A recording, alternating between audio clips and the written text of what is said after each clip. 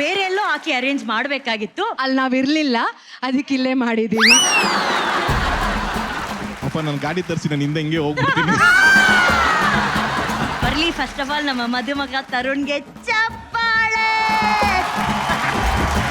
ತರುಣ್, ಮದುವೆ ಆದ ನಂತರ ಲೈಫ್ ಹೇಗಿದೆ? ಇನ್ನ ಇವಾಗ ಟೈಟ್ಲ್ ಕಾರ್ಡ್ ಓಪನ್ ಆಗಿದೆ ಅಲ್ವಾ, ಸೊ ಟೈಟ್ಲ್ ಕಾರ್ಡು ಇಲ್ಲ, ಇನ್ನ ಥ್ಯಾಂಕ್ಸ್ ಕಾರ್ಡ್ ಓಡ್ತಾ ಇದೆ. ಇನ್ನ ಪಿಕ್ಚರ್ ಇದೆ ತುಂಬಾ ನೋಡುವಂಥದ್ದು. But Tarun, welcome to DKD and Mahanati Sambhrama. But on a very serious ನೋಡು, how is life? Life is very beautiful. ಹೊಸ ಲೈಫ್ ತರನೇ ಫೀಲ್ ಆಗ್ತಿದೆ ನನಗೆ. ನನ್ನ ಡೈಲಿ ರೊಟೀನ್ ಒಂದು ಚೇಂಜಸ್ ಆಗಿದೆ ಫಸ್ಟ್ ಟೈಮ್ ಇಷ್ಟು ವರ್ಷಗಳ ನಂತರ, ಒಂದು routine changes and it's a pleasant change in my life. So I am very happy. ವಾಪಸ್ ನಾನು ನನ್ನ ಕುಟುಂಬಕ್ಕೆ ಬಂದಿರೋದು ನಂಗೆ ಇನ್ನೂ ಖುಷಿ ಇದೆ. Mahasambhrama, DKD and Mahanati. I was missing actually. ನಾನು ಮಹಾನಟಿನ ತುಂಬಾ ಮಿಸ್ ಮಾಡ್ಕೋತಿದ್ದೆ. ನಾನು ಫಸ್ಟ್ ಟೈಮ್ ಮಾಡಿದಂಥ ಒಂದು ಶೋ ಇದು. ತುಂಬಾ ಹೆಸಿಟೇಷನ್ ಅಲ್ಲಿ ಬಂದಿದ್ದೆ ಆ ಶೋಗೆ. ಬಟ್ ಅದು ಕೊಟ್ಟಂತ ಒಂದು ಲವ್, ಆ ಅಪ್ರಿಸಿಯೇಷನ್ ಎಲ್ಲಾನು very very very grateful to Mahanati. ನಾವು ಮದುವೆ ಆದ್ಮೇಲೆ ಮಂಗಳೂರಿಗೆ ಒಂದು ಟೆಂಪಲ್ಗೆ ಅಂತ ಹೋಗ್ಬೇಕಾದ್ರೆ ಏರ್ಪೋರ್ಟ್ ಇಳಿದಾಗಿಂದ ಹಿಡಿದು ವಾಪಸ್ ನಾನು 2 days ಬರೋ ತನಕನೂ ಎಲ್ಲರೂ ನನಗೆ 2 ವಿಷಯ. ಒಂದು, ಸರ್ ಹ್ಯಾಪಿ ಮ್ಯಾರಿಡ್ ಲೈಫ್ ಅಂತ ಹೇಳಿದ್ರು. ಅದು ಬಿಟ್ರೆ ಸರ್ ಮಹಾನಟಿ ನೋಡಿದ್ವಿ ಚೆನ್ನಾಗಿತ್ತು ಅಂತ ಹೇಳಿ. ಅದೆರಡೂ ನನ್ನ ಲೈಫಲ್ಲಿ ತುಂಬಾ ಇಂಪಾರ್ಟೆನ್ಸ್ ಇದೆ. ಅದೇ ನಾನು ಹಿಂದೆನೂ ಹೇಳಿದ್ದೆ, ಝೀ ಕುಟುಂಬಕ್ಕೆ ಒಂದ್ಸತಿ ಬಂದ್ಮೇಲಿಂದ ಏನಾಗುತ್ತೋ ಇಲ್ಲೋ ಅವ್ರು ಅಲ್ಲಿಂದ ಕೆಳಗಂತೂ ಬರಲ್ಲ, ಮೇಲೆ ಹೋಗ್ತಾರೆ. ಒಳ್ಳೇದೇ ಆಗುತ್ತೆ ಎಲ್ಲರಿಗೂ, ಈ ಸ್ಟೇಜ್ ಯಾವಾಗ ಒಳ್ಳೇದೇ ಕೊಟ್ಟಿದೆ ಅಂತ. ಸೊ ನನ್ನ ಲೈಫಲ್ಲೂ with all the good things ಇಷ್ಟು ವರ್ಷ ಆಗಿದೆ. ಮದ್ವೆನೂ ಇದೇ ಮಹಾನಟಿ ನಡಿಬೇಕಾದ್ರೆ ಆಗೋಯ್ತು ಅನ್ನೋ ಖುಷಿ ಇದೆ ಅಷ್ಟೇ. How sweet. But Tarun, congratulations. ಇವತ್ತು ಮಹಾಸಂಭ್ರಮ, DKD ಅಂಡ್ ನಮ್ಮ ಮಹಾನಟಿಯರು ಒಟ್ಟಿಗೆ ಸೇರ್ತಾ ಇದಾರೆ. ಅದ್ರ ಬಗ್ಗೆ ನಿಮ್ಗೆ ಎಷ್ಟು ಸಂತೋಷ ಇದೆ? ಆಕ್ಟಿಂಗ್ ನ ಒನ್ ಮೋರ್ ಫಾರ್ಮ್ ಡ್ಯಾನ್ಸ್ ನನ್ನ ಪ್ರಕಾರ, and dance another form is acting. ಎರಡೂ ಇಟ್ ಇಸ್ ಗಂಡ ಹೆಂಡತಿ ತರನೇ. ಅದು dance it's all about the passion. ನಿಮ್ಗೆ ಪ್ಯಾಷನ್ ಇದ್ರೆ ಅದ್ಭುತವಾಗಿ ಡ್ಯಾನ್ಸ್ ಮಾಡಬಹುದು. ಅದಕ್ಕೊಂದು ಟೆಕ್ನಿಕ್ ಅಂತಲ್ಲ. ಈಗ ಮಹಾ ಸಂಭ್ರಮಕ್ಕೆ ಮಹಾನಟಿಯರ ಆಗಮನ ಆಗುವಂತಹ ಸಮಯ.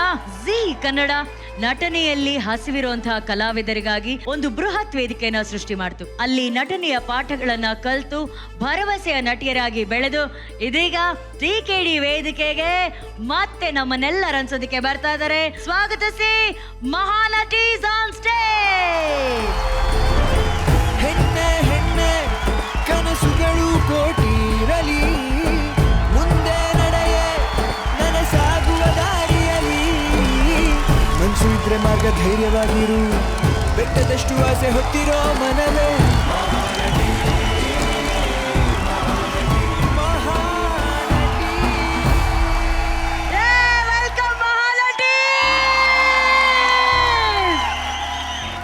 ಎಷ್ಟ್ ಖುಷಿ ಆಯ್ತು ನಿಮ್ನೆಲ್ಲ ಮತ್ತೆ ನೋಡಿ.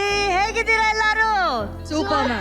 ಅಬ್ಬ, ಏನ್ ರಾಕಿಂಗ್ ಗ್ಲಾಮರಸ್ ಆಗಿ ಕಾಣ್ತಾ ಇದ್ದೀರಾ. ಈಗ ಫಸ್ಟ್ ಒಬ್ರ ಹತ್ರನೇ ಕೇಳದ್ ನಾನು. Priyanka, yes ma'am. How's the Josh?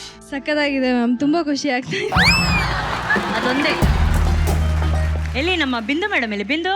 ಹೊನ್ನಾಳಿಯಲ್ಲಿ DKD ನೋಡ್ತಿರ್ತೀರಾ, ಅಣ್ಣನ ಸ್ಕ್ರೀನ್ ಅಲ್ಲಿ ನೋಡಿರ್ತೀರಾ, ರಕ್ಷಿತಾ ಮ್ಯಾಮ್ನ ನೋಡಿರ್ತೀರಾ, ರಾಘು, ಚಿನ್ನಿ ಮಾಸ್ಟರ್ ಇಲ್ಲಿ ನೋಡಿರ್ತೀರಾ. ಇವತ್ತು ಲೈವ್ ಇಲ್ಲಿ ನೋಡ್ತಿದ್ದೀರಾ.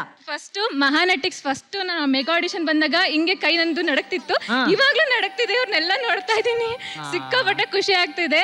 ಶಿವರಾಜ್ ಕುಮಾರ್ ಸರ್ ಹೊನ್ನಾಳಿಗೆ ಕೃಷಿ ಮೇಳಕ್ ಬಂದಿದ್ರು. ಅವ್ರು ನೋಡ್ಬೇಕಂತ ಅಷ್ಟು ಲಕ್ಷ ಜನ ಇದ್ರು. ಎಷ್ಟೋ ತಿನ್ನಕ್ ವೇಟ್ ಮಾಡಿ ಎಷ್ಟೋ ಜನದ ಮಧ್ಯ ನಿಂತ್ಕೊಂಡು ನೋಡಿದ್ವಿ. ಸೊ ಇವತ್ತು ಸರ್ನ ಇಷ್ಟು ಹತ್ರದಿಂದ ನೋಡ್ತಾ ಇದ್ದೀನಿ, ಸಖತ್ ಖುಷಿ ಆಗ್ತಿದೆ. ಆಮೇಲೆ ಮೇಡಮ್, ಚಿನ್ನಿ ಸರ್, ನಮ್ಮ ಚಿನ್ನಾರಿ ಮುತ್ತ ಸರ್, ಓ ಮೈ ಗಾಡ್, ಎಲ್ರು ನೋಡ್ತಾ ಇದ್ದೀನಿ. ಮತ್ತೆ ನಮ್ಮ ಹಳೆ ಜಡ್ಜಸ್,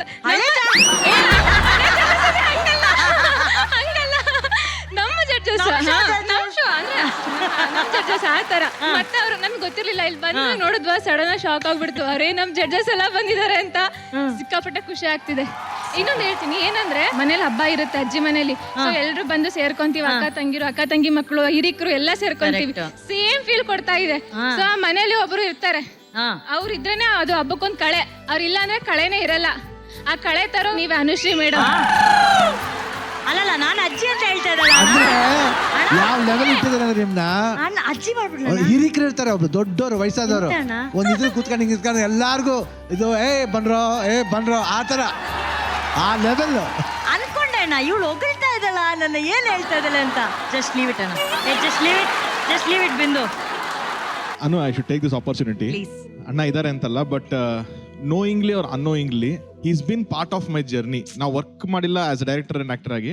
ಅಣ್ಣ ಅವಲ್ ಅಲ್ಲಿ ಹೇಳಿದ್ರು, ನಾವು ಚೆಲುವೆ ನಿನ್ನ ನೋಡಲು ಅಂತ ಒಂದು ಸಿನಿಮಾ ಮಾಡ್ತಾ ಇದೀವಿ. ನಾನು ಇನ್ನೂ ಆಕ್ಟರ್ ಆಗಿದ್ದೀನಿ, ಸ್ಟ್ರಗ್ಲಿಂಗ್, ನನಗೆ ಅಷ್ಟು ವರ್ಕ್ ಆಗ್ತಿಲ್ಲ. ಸೊ ನಾನೇ ಏನೋ ಕಥೆಗಳು ಮಾಡ್ಕೊಳ್ಳೋದು, ನಾನೇ ಒಂದೇನೋ ಇದ್ದಾಗ ನಾನು ನನ್ನ ಸರ್ಕಲ್ ಹೇಳ್ತಾ ಇದ್ದೆ ಹಿಂಗ್ ಕತೆ ಅಂತ. ಅಲ್ಲಿ ನಾನು ಡೈರೆಕ್ಟರ್ ರಘುರಾಮ್ ಅವ್ರು ಹೇಳಿದ್ದೆ. ಅವ್ರು ಒಂದ್ಸತಿ ಹೇಳಿದ್ರು, ಅಣ್ಣ ತರುಣ್ ಒಂದು ಕತೆ ಹೇಳ್ತಾನೆ ನೋಡಿ ಅಣ್ಣ ಅಂತ. He such a big super star.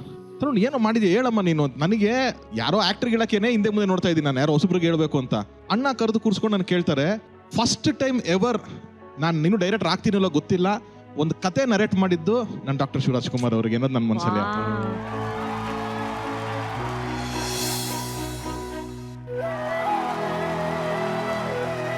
ಇದು ಚೌಕಾ ಟೈಮ್ ಅಲ್ಲಿ ತೆಗೆದಿದ್ದು. ನಾನು ಹಿಂದೇನೋ ಒಂದು ಸ್ಟೇಜ್ ಅಲ್ಲಿ ಹೇಳಿದೀನಿ, ನನ್ನ ಸಿನಿಮಾ ನಾನು ಡೈರೆಕ್ಟರ್ ಆಗಿ ನಾನು ತೆಗೆದಿದ್ದು ಫಸ್ಟ್ ಶಾಟ್ January 7th, 2016.